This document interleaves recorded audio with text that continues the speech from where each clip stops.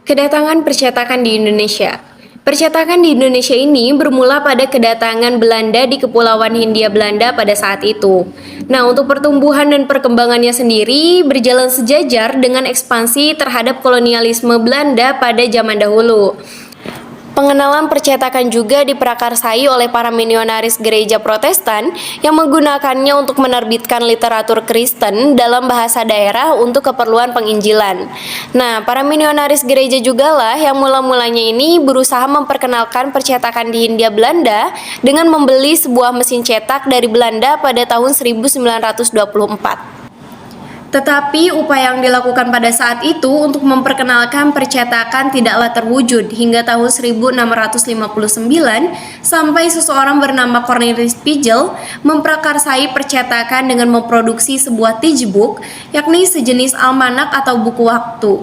Nah, tetapi setelah itu tidak ada lagi kegiatan percetakan hingga tahun 1667.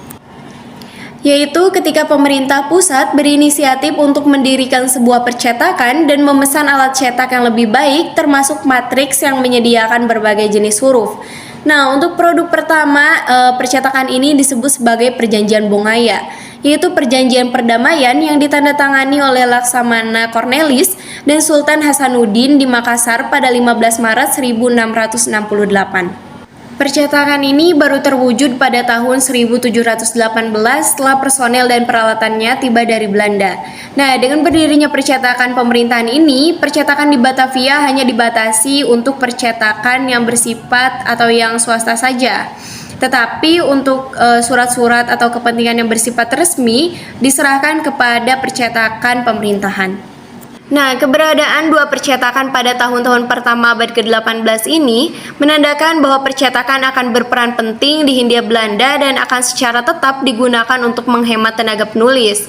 Namun, percetakan cukup aktif mencetak dokumen dan buku-buku company untuk para pegawainya. Tidak terlihat upaya menerbitkan surat kabar sampai sekitar 120 tahun setelah sebuah percetakan berdiri di Batavia. Untuk sebelum surat kabar pertama kali muncul, sebelum laporan berkala pada saudagar dalam bentuk tulisan tangan telah beredar. Nah, laporan berkala ini sebelumnya ini merupakan kompilasi berita dan saripati surat-surat, semuanya menggunakan tulisan tangan. Dalam bentuk lembaran dan laporan ini diedarkan di kalangan pegawai VOC yang bertugas jauh di pelosok yang sangat haus akan berita. Konon metode penyebaran berita ini sudah ditempuh oleh Jan Pieter John Coen pada 1615, lalu dilaporkan pula pada 1644 pemerintah Ambon juga sering menerima berita secara teratur di Batavia dengan cara yang sama.